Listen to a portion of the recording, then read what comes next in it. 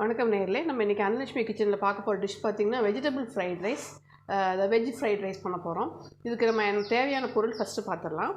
நான் வந்து கேப்சிகம் எடுத்துருக்கேன். கேப்சிகம் ஒரு ஹாஃப் கேப்சிகம், கேபேஜ் எடுத்துருக்கேன், தென் ஒரு கேரட் எடுத்துருக்கேன். பீன்ஸ் இருந்தால் பீன்ஸும் போட்டுக்கோங்க. நான் பீன்ஸ் இல்லாதனால கேபேஜ், கேரட்டு, தென் கேப்சிகம் எடுத்துருக்கேன். இது வந்து நான் வந்து நல்லா க்யூப்ஸாக கட் பண்ணிவிட்டு பிளான்ச் பண்ணிட்டேன். நல்லா ஒரு நல்ல தண்ணியில் விட்டு ஒரு கொதித்து எடுத்து வச்சுருக்கேன். தென் ஒரு பெரிய சைஸ் வெங்காயம் எடுத்து வச்சுருக்கேன். பூண்டு ஒரு 3 பல்ல ஃபைனாக சாப் பண்ணியிருக்கேன். தென் மல்லித்தலை. இதுக்கு முன்னாடியே நான் ஒரு டம்ளர் ரைஸை நல்லா எண்ணெய் விட்டு இப்படி உதிரியாக வடித்து வச்சுருக்கேன். நீங்கள் பாஸ்மதி ரைஸ் இருந்தாலும் ட்ரை பண்ணலாம். பட் எங்கிட்ட இந்த ரைஸே நல்லா ஊசியாக இருக்குங்கிறனால நான் இதுலேயே வடித்து அளவு தண்ணி கொஞ்சம் கம்மியாக வச்சு இந்த மாதிரி உதிரியாக எடுத்து வச்சுருக்கேன். இப்போ நம்ம இது எப்படி பண்ணலாங்கிறத பார்க்கலாம். நான் கடாய் வச்சுட்டேன். இதுக்கு நம்ம கடலெண்ணெய் விட்டுக்கலாம்.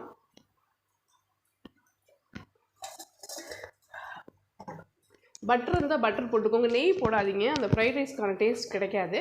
பட்டர் போட்டுக்கலாம், பட் கடையில் எல்லாமே ஆயில் தான் போடுறாங்க. ஸோ நான் வந்து கடலெண்ணெய் விட்டுக்கிறேன். இது வந்து வெங்காயம் வணங்குறதுக்கு மட்டும்தான்.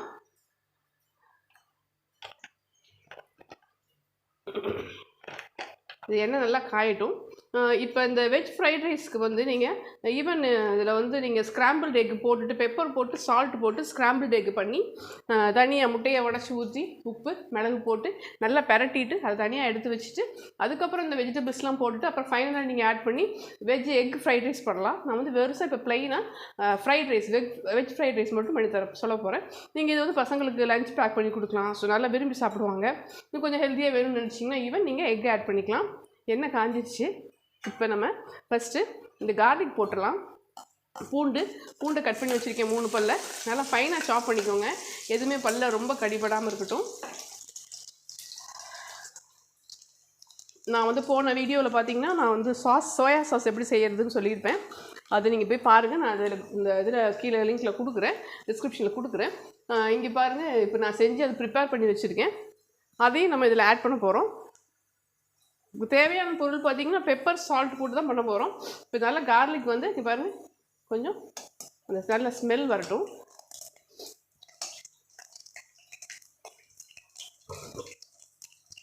கார்லிக் நல்லா பொரிஞ்சிருச்சு. இந்த டைமில் நம்ம ஆனியன்ஸ் போட்டுடலாம். வெங்காயம், ஸ்ப்ரிங் ஆனியன் இருந்தால் ரொம்ப நல்லது. எனக்கு கிடைக்கல, மழை கண்டினியூஸாக பெய்யறதுனால வாங்க முடியல. ஸோ நீங்கள் ஸ்ப்ரிங் ஆனியன் கிடச்சா ஸ்ப்ரிங் ஆனியன் போட்டுக்கோங்க. அதெல்லாம் அந்த கரெக்டான அந்த டேஸ்ட்டை கொடுக்கும், இந்த ரெஸ்டாரண்ட் ஸ்டைல் கொடுக்கும். நான் இல்லை, அதனால் இன்னொன்று பார்த்திங்கன்னா இங்கே நான் வீட்டில் வச்சுருக்கிறது ரொம்ப சின்னது, 2-3 தான் வந்துடுச்சு. அதையும் நான் விடாமல் போட்டுட்டேன். இது நல்லா வதங்கட்டும். இதுக்கு நம்ம சால்ட் போட்டுடலாம். நான் எதுக்குமே சால்ட் போடல, வெஜிடபிள்ஸுக்கும் போடல, ஈவன் ரைஸுக்கும் போடல. சில பேர் வந்து ரைஸ் வந்து உப்பு போட்டு வச்சிங்கன்னா நோ ப்ராப்ளம், அதுக்கு தகுந்த மாதிரி போட்டுக்கோங்க. இப்போ நம்ம ஆல்ரெடி சோயா சாஸில் உப்பு இருக்குங்க, நல்லா ஞாபகம் வச்சுக்கோங்க. அதனால் உப்பு கேர்ஃபுல்லாக போடுங்க. உப்பு போட்டிங்கன்னா குயிக்காக இது வெங்காயம் வந்து வதங்கிடும். அதான் பர்பஸ்ஸு. நல்லா வதங்கிடட்டும். இந்த வெஜிடபிள்ஸை கொஞ்சம் பார்த்து குக் பண்ணுங்கள், ரொம்பவும் குக் பண்ணிடாதீங்க. மோஸ்ட்லி கடையிலலாம் பார்த்திங்கன்னா அவங்க வந்து ஃபுல்லாகவே குக் பண்ண மாட்டாங்க, அப்படியே ராவாக போட்டு எடுப்பாங்க. நம்மளுக்கு அப்படி சாப்பிட்டு பழக்கம் இல்லாதனால நான் ஒரு கொதி விட்டுருக்கேன், அப்படி பிளான்ச் பண்ணி எடுத்துருக்கேன்.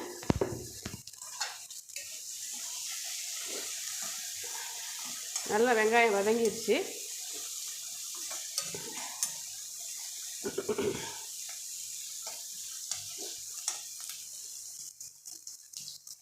எந்த அளவுக்கு ஃபைனாக சாப் பண்ண முடியுமோ சாப் பண்ணிடுங்க. இப்போ நம்ம இந்த பிளான்ச் பண்ணி வச்சுருக்கிற carrot, cabbage and then capsicum போட்டிருக்கேன். பீன்ஸ் இருந்தால் பீன்ஸ் ஆட் பண்ணிக்கலாம், நல்லாயிருக்கும்.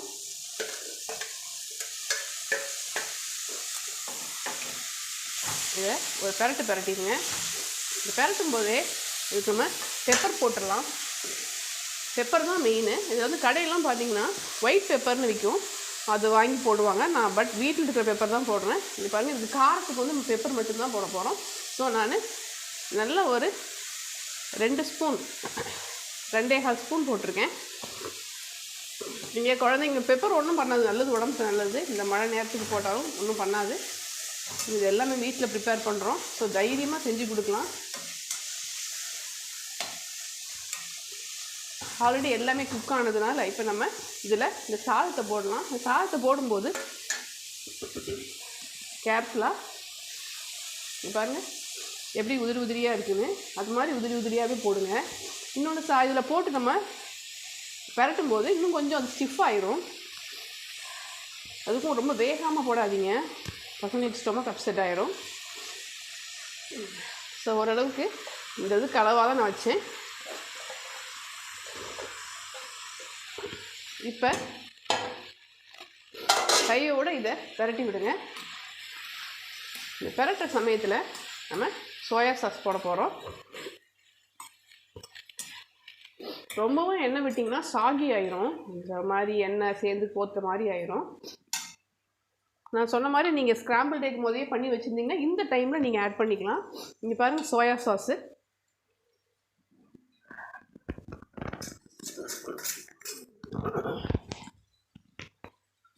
சோயா சாஸை இந்த ஸ்பூனில் அவ்வளோதான். ரொம்பவும் போடாதீங்க, கொஞ்சம் கசக்கும் புளிக்கும். அவ்வளோதான். திக்கான கன்சிஸ்டன்சி இருக்கிறதுனால உங்களுக்கு அப்படி கஷ்டமாக இருக்குது, வேறு ஒன்றும் இல்லை.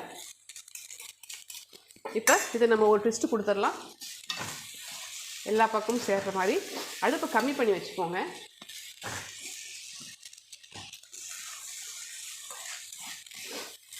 அவ்வளோதான். நம்ம ஸ்டைலுக்கு கடைசியாக கார்னிஷ் பண்ண கொரியாண்டர் லீவ்ஸ் எடுத்து வச்சுருக்கேன். மோஸ்ட்லி அவங்க ஸ்ப்ரிங் ஆனியன்ஸ் போட்டு இறக்குவாங்க. நான் நம்ம ஸ்டைலுக்கு ஸ்ப்ரிங் ஆனியன்ஸ் இல்லை, பட் கொஞ்சம் நம்மளுடைய டேஸ்ட் வரணுங்கிறதுக்காக நான் கொரியாண்டர் லீவ்ஸை போடுறேன். போட்டு ஒரு பரட்டி விட்டுருங்க. சூப்பரான வெஜ் ஃப்ரைட் ரைஸ் ரெடி ஆகிட்டு. சாதத்தோட கன்சிஸ்டன்சி ரொம்ப முக்கியங்க.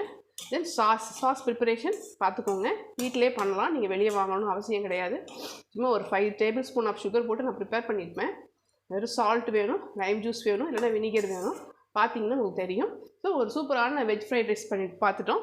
அடுத்த வீடியோவில் ஒரு சூப்பரான டிஷ்ஷோட மீட் பண்ணலாம். மறக்காமல் சேனல் லைக் பண்ணுங்கள், ஷேர் பண்ணுங்கள், சப்ஸ்கிரைப் பண்ணுங்கள். தேங்க்யூ.